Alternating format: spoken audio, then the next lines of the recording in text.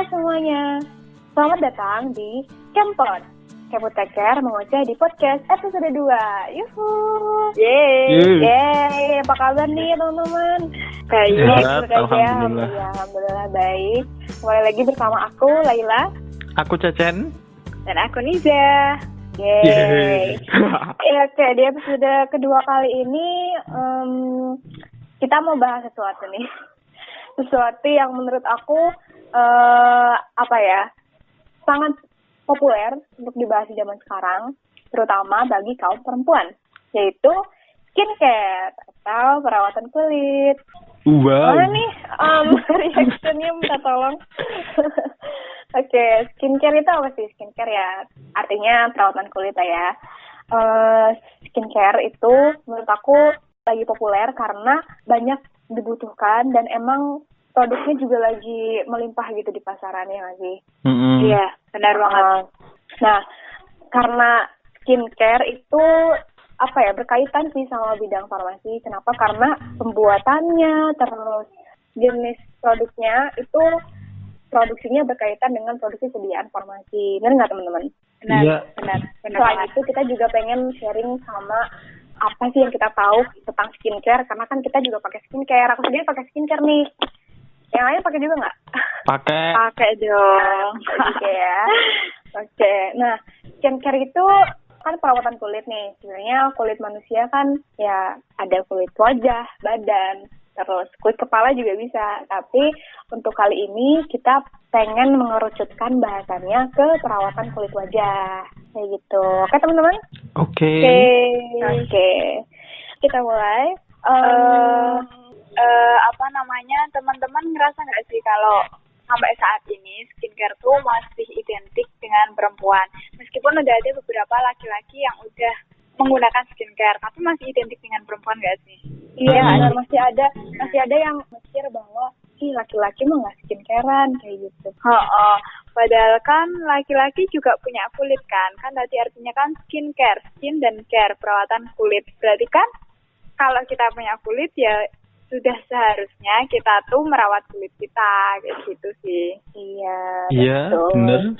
Berarti laki-laki dan perempuan sebenarnya sama untuk perawatan kulitnya itu tetap perlu diperhatikan. Iya, benar. Terus nih, kayaknya masih banyak deh yang mikir bahwa skincare dan kosmetik itu beda, ya nggak sih?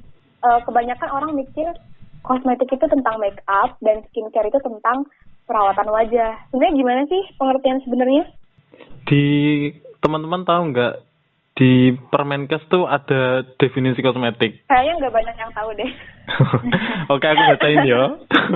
Oke. Ini tuh definisi kosmetik dari Permenkes sama BPOM. Kayak gini definisinya.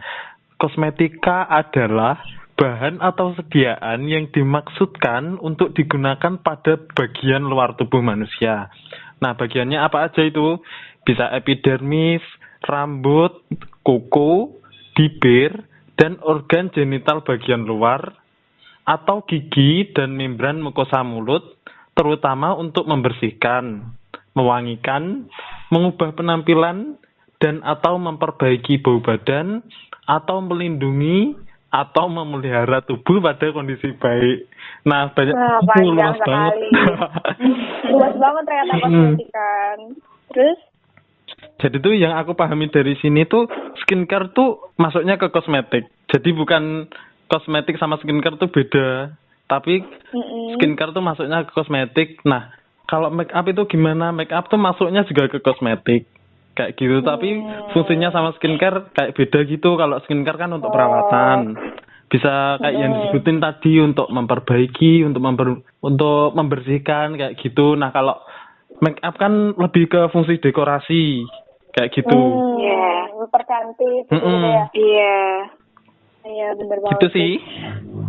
Terus aku tadi tertarik sih sama pengertian yang kosmetik itu targetnya termasuk juga ke gigi, mulut, kulit. Berarti mungkin buat insight teman-teman juga bahwa bahkan pasta gigi, sabun mandi, terus deodoran itu termasuknya sampo itu termasuknya ke kosmetik. Gitu. Terus untuk skincare dan kosmetik sendiri, ya skincare bagian dari kosmetik gitu kan, dengan fungsinya yaitu membersihkan dan memelihara dan make up itu juga masuknya ke kosmetik, tapi fungsinya lebih ke dekoratif gitu. Ada yang mau ditambahin nggak? Udah ya? Udah sih kayaknya itu aja. Oke. Nah, balik lagi nih tadi tentang skincare itu sebenarnya penting nggak sih? Ada nggak kira-kira yang belum pakai skincare menurut kalian? Ini skincare kan ya dikhususkan untuk kulit wajah kan ya? Iya. Iya. Oh ya. Masih banyak sih setauku Iya, yang ya. belum pakai. Iya, Iya, kayak masih kayaknya ada aja banyak yang sih. belum mempedulikan, Kurang aware gitulah. kurang aware sama perawatan kulitnya. Termasuk mungkin untuk generasi yang bukan generasi milenial, kayak generasi di atas kita, itu mungkin bahkan cuci muka aja masih pakai sabun mandi, ya nggak sih? Padahal kan Iya.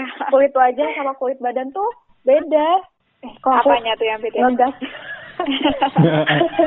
Jadi sebenarnya kulit wajah sama kulit badan kan beda. Bedanya di segi mananya, mungkin di segi Sensitivitas pH-nya. kali ya.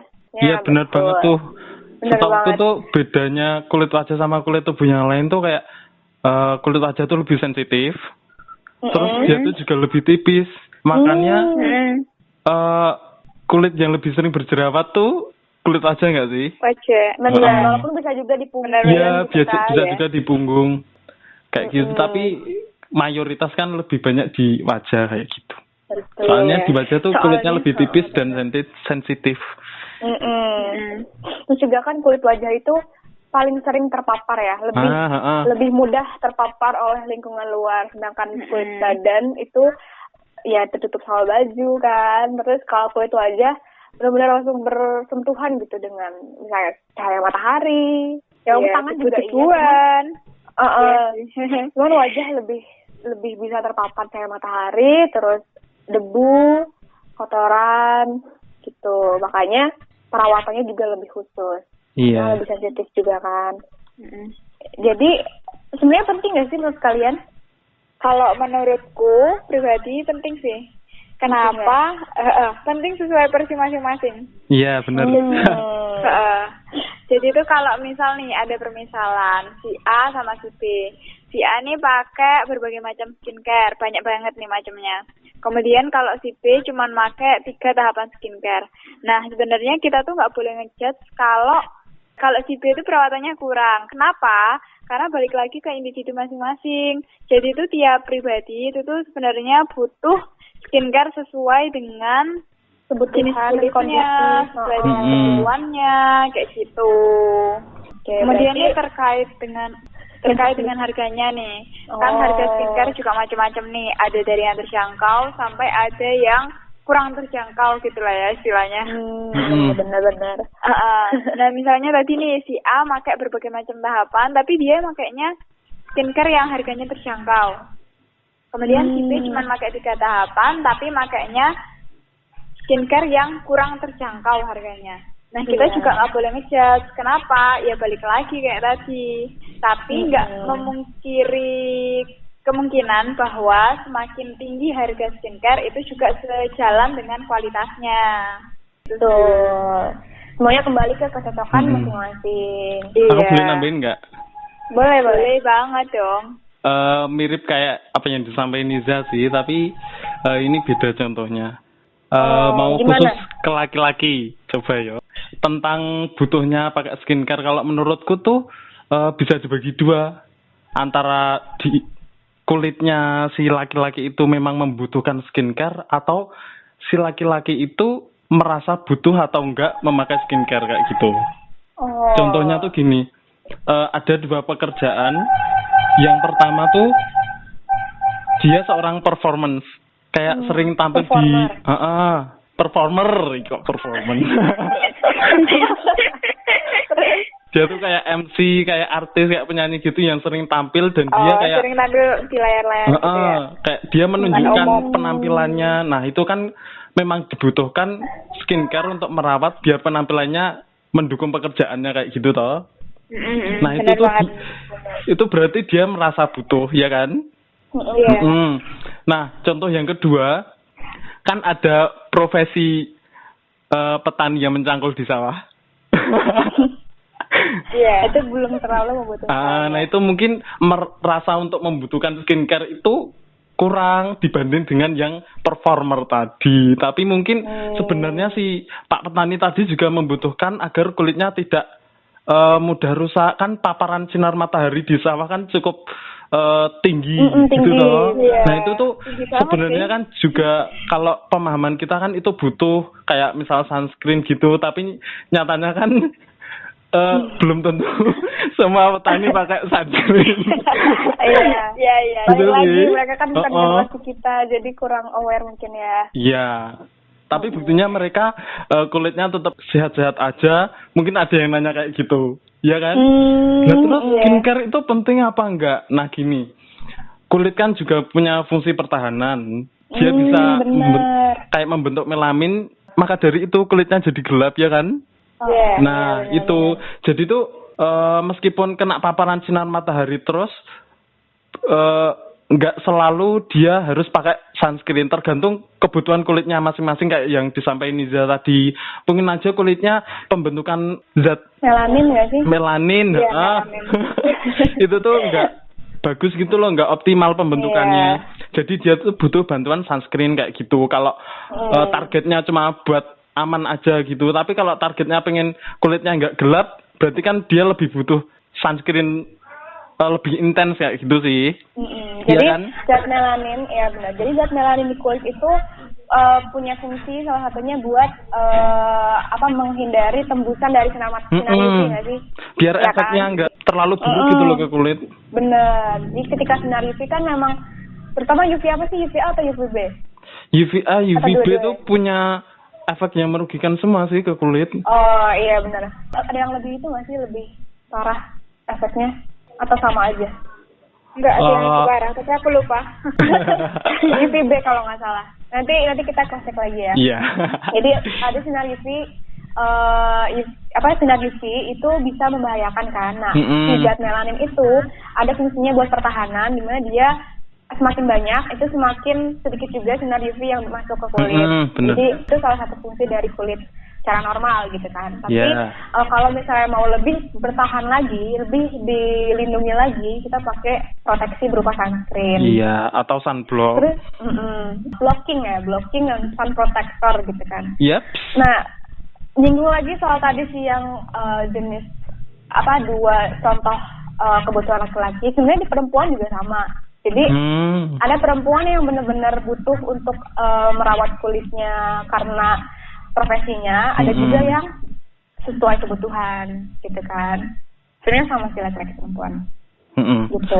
Terus masalah harga tadi ya, Niza kan juga udah menyinggung harga. Aku juga pengen. Mahasiswa nih gimana?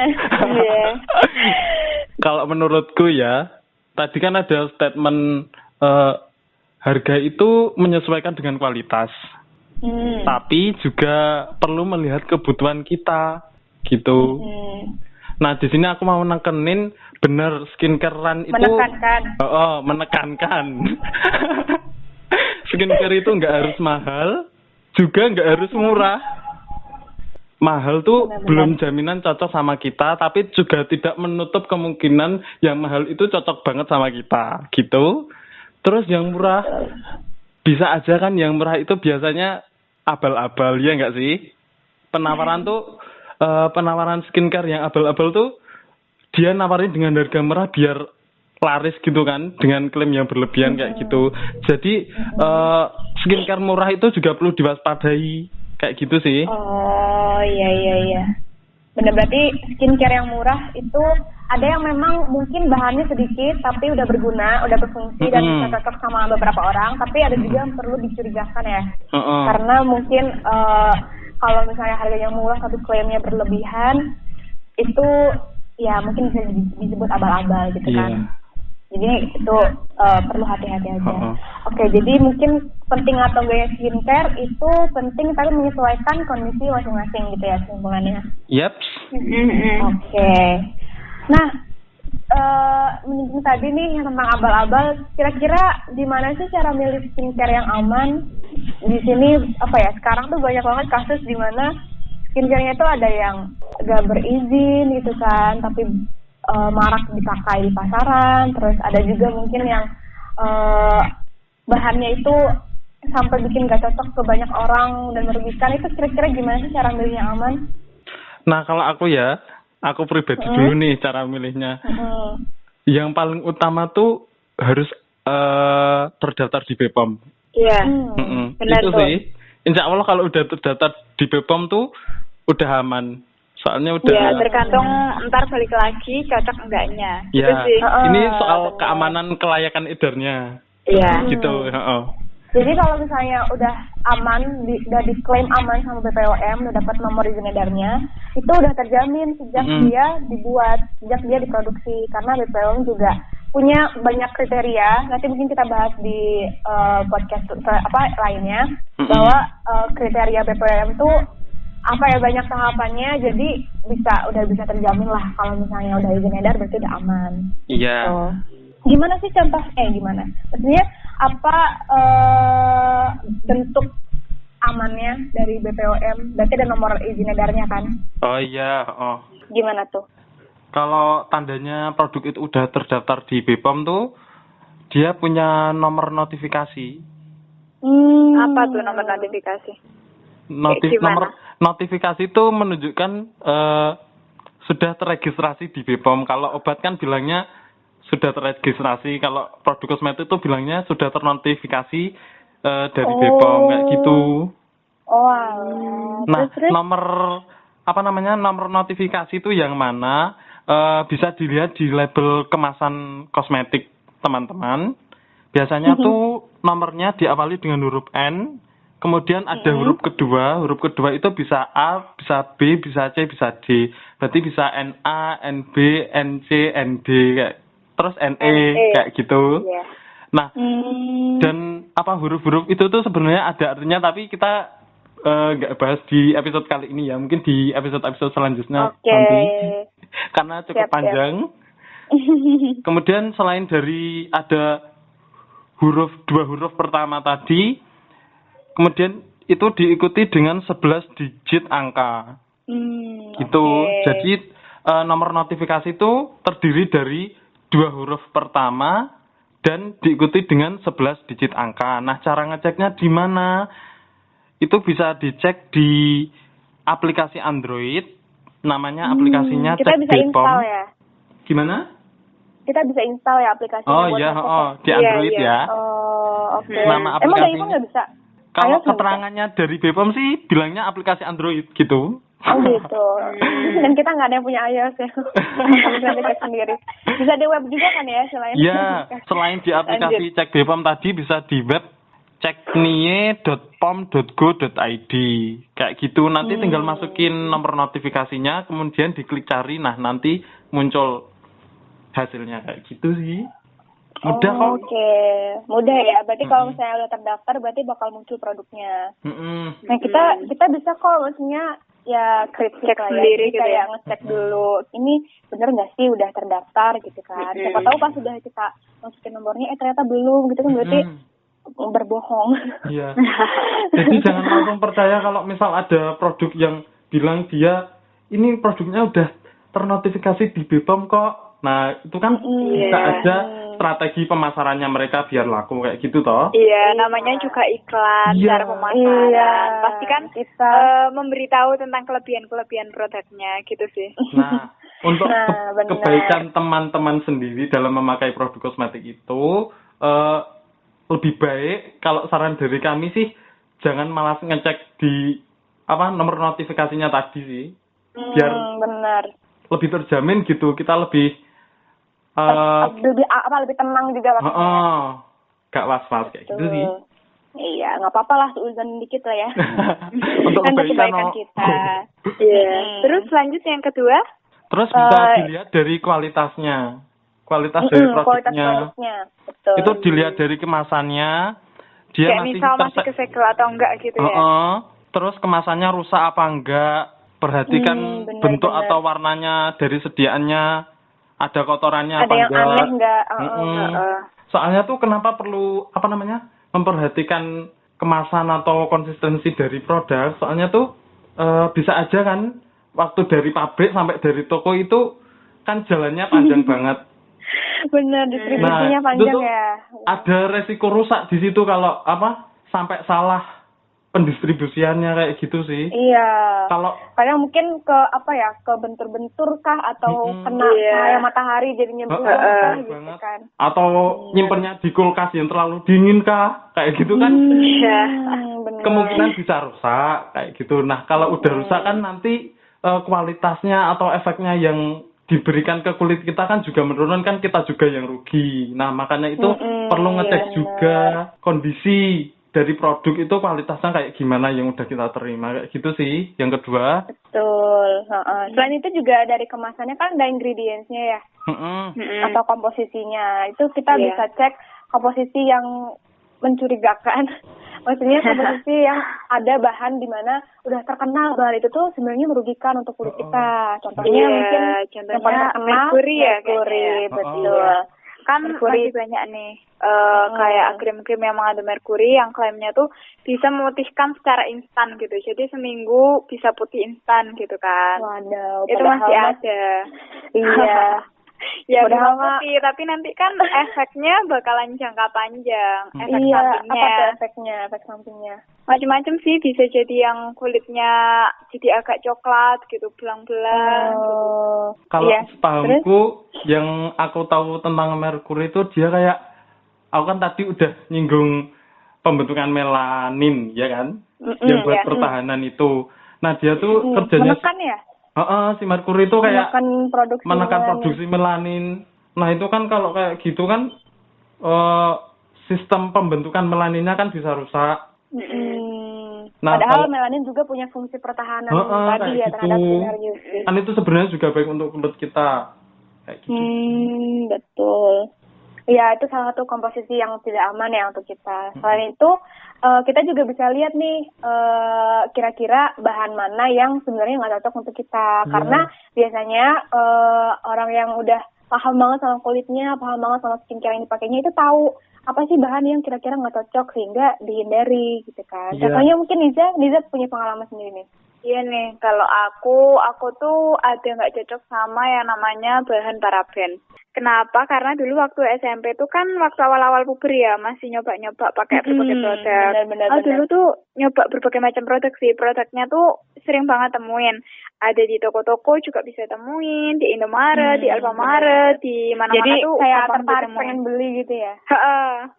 Nah, tapi tuh malah kayak habis pakai produk ini tuh malah timbul jerawat gitu.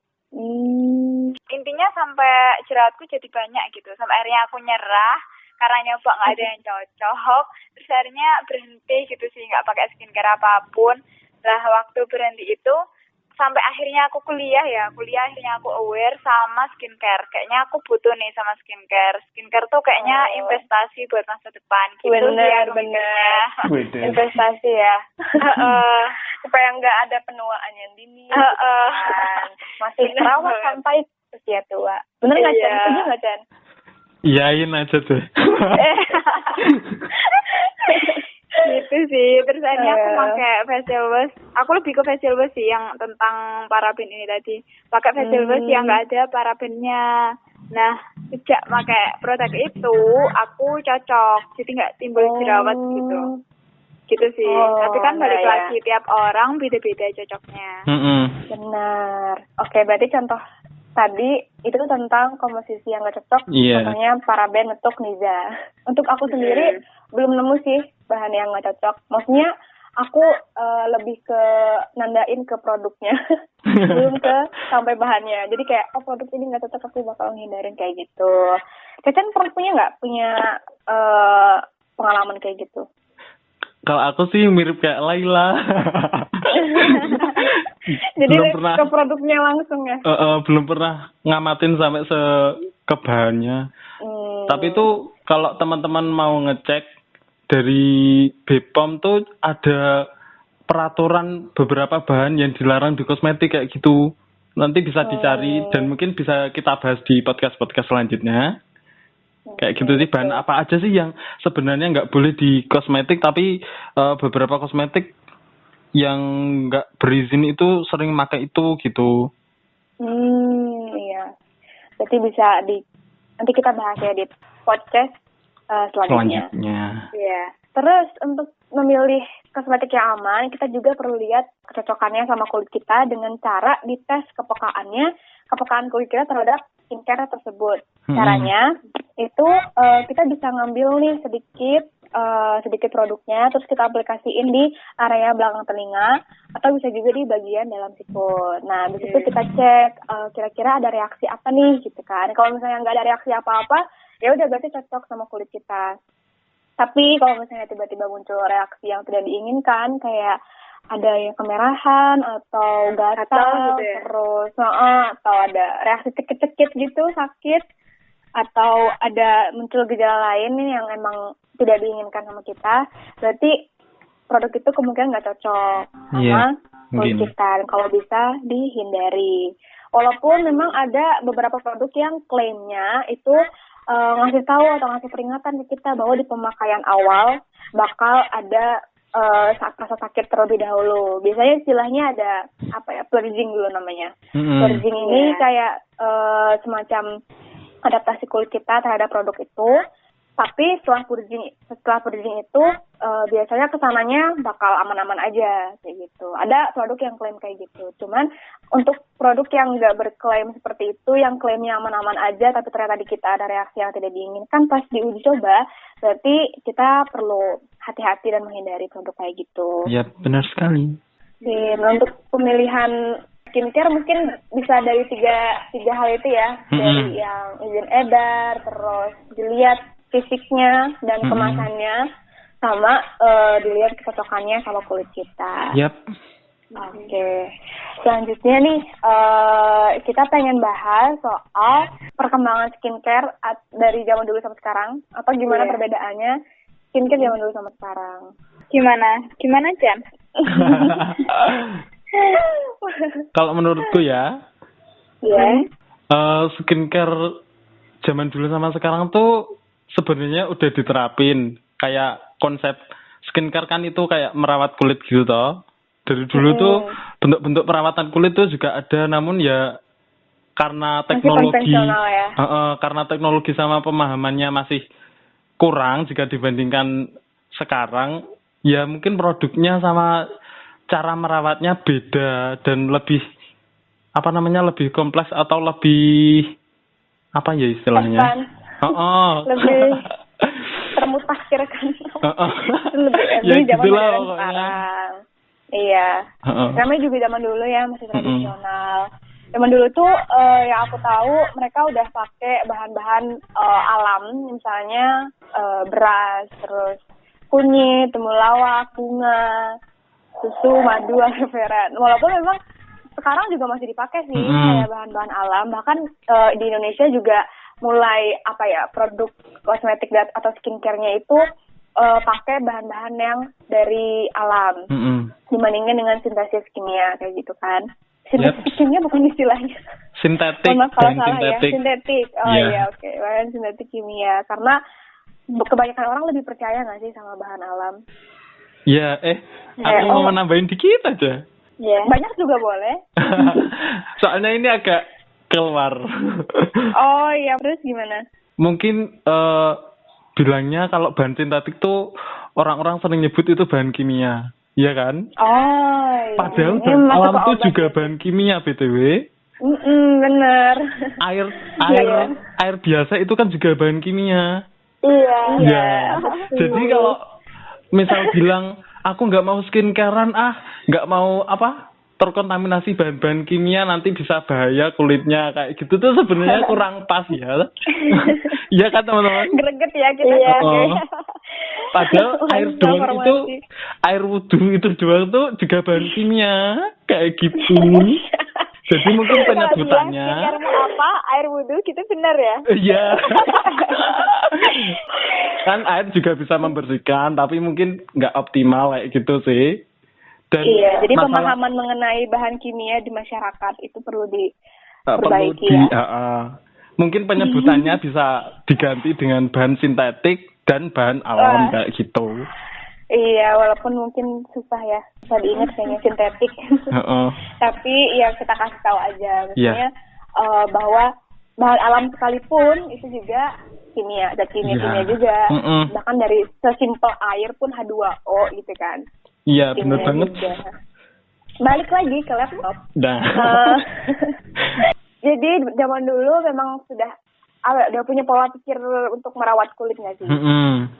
Iya. Punya pola pikir bahwa perawatan kulit itu penting, tapi caranya berbeda. Gimana kan tadi kamu cara menghilangkan sel kulit mati zaman dulu? Biasanya kalau orang zaman dulu kan sering main di sungai, mandi di sungai ya toh? Mandi. Ya. Mandi sekaligus main. Nah, sering banget orang-orang dulu tuh cerita kalau badannya tuh digosok pakai batu yang ada di sungai, biar kotoran-kotorannya hilang kayak gitu sih. Sakit kali ya. Digosok pakai batu. Mungkin kalau samain sama sekarang scrubbing kali ya. Lulur. Scrub. Kalau lulur mungkin lulur. Kalau buat muka mungkin scrub gitu nggak sih? Ada sih intinya kan buat juga. Iya. Ya, intinya buat menghilangkan kulit mati, tapi mengangkat sel kulit mati gitu. Oke.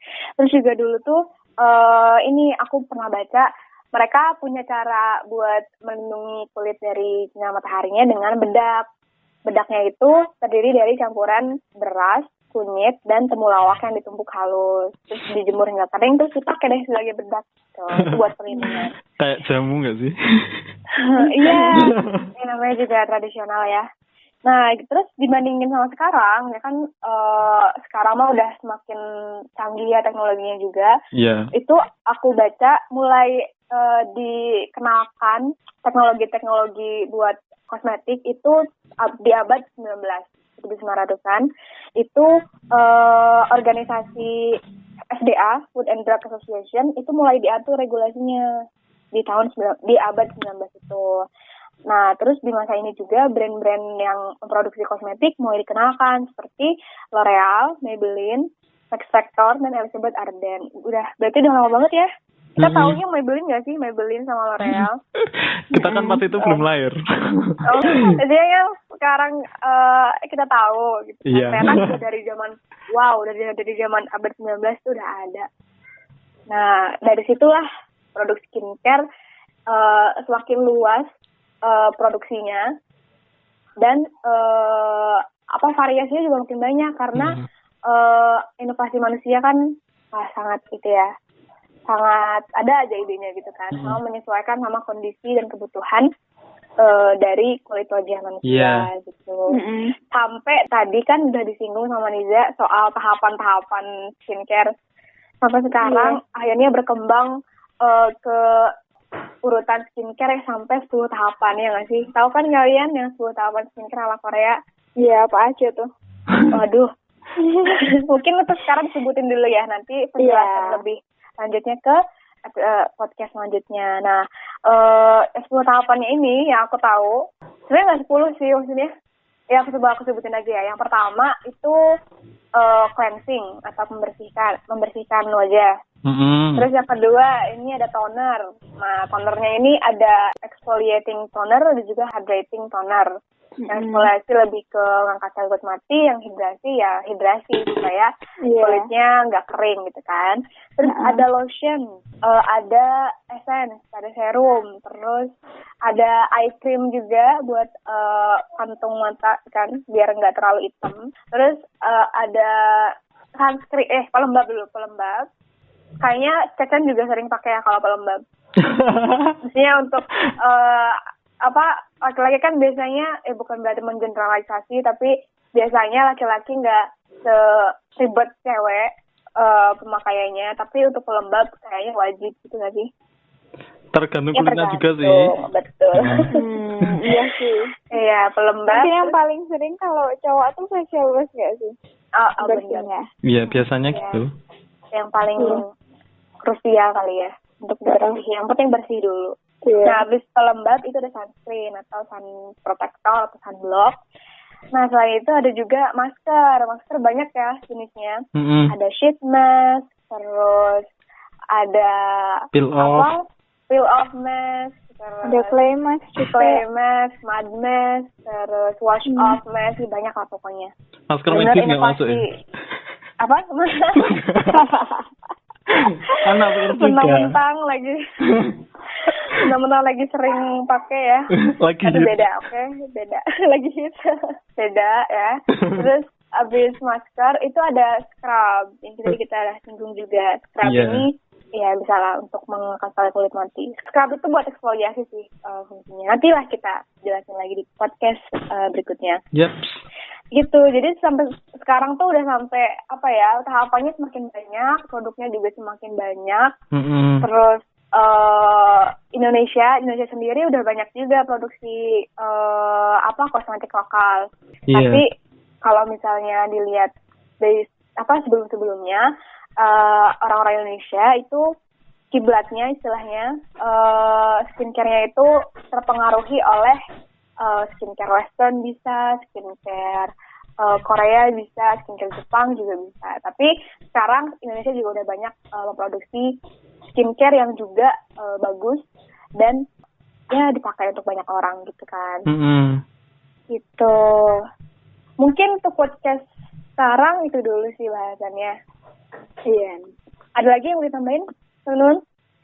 Kayaknya udah cukup kali ya. Udah Iya. cukup. Kayak mau tambahin. Iya. Kayaknya udah panjang nih. Udah banyak banget ya.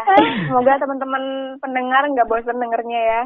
Nanti kan soalnya skincare tuh bahasanya sangat luas. Nanti cabang-cabangnya kita bahas lagi di podcast selanjutnya. Kayak tiap bahas tuh kayak nggak ada selesai-selesainya gitu kan. Bener. Apalagi untuk kita yang mengalami sendiri pengalaman tentang skincare gitu kan. Coba mungkin bisa disimpulkan aja. Mari kita simpulkan pembahasan kali ini. Yang pertama tadi apa? Yang pertama tadi tentang skincare itu apa sih? Terus bedanya sama kosmetik apa gitu kan. Ternyata skincare itu bagian dari kosmetik. Dengan fungsinya sendiri gitu. Terus penting atau enggaknya kembali lagi ke kebutuhan masing-masing dan keuangan masing-masing. Terus cara milih skincare yang aman itu bisa dilihat dari edarnya, dilihat dari itu dan kemasannya, terus dari kecocokannya, dari uji kepekaan. Betul. Terus abis itu kita tadi juga bahas perkembangan skincare zaman dulu sampai sekarang. Jadi sebenarnya dari dulu tuh udah ada sih, tapi beda cara, beda kemasan gitu kali ya, beda barang. Iya, menyesuaikan teknologi zaman dulu juga. Iya. Oke, sekian dulu podcast kali ini, podcast episode kedua. Semoga bermanfaat untuk teman-teman. Amin. Semoga teman-teman juga bisa ada insight baru. Terus mungkin kalau misalnya ada kritik dan saran bisa langsung kasih tahu kita di sosial media. Nanti juga kita bakal adain Q&A untuk bukan Q&A sih, semacam kolom pesan-pesan supaya tahu feedback teman-teman terhadap podcast kali ini kayak gimana. Oke. Kurang lebihnya mohon maaf ya teman-teman. Kita tutup dengan tagline. Siap? Siap dong. Kepo take care. We know. We share. We care. Yeay. Sampai jumpa teman-teman. Terima kasih. Sampai jumpa di podcast selanjutnya. Dadah.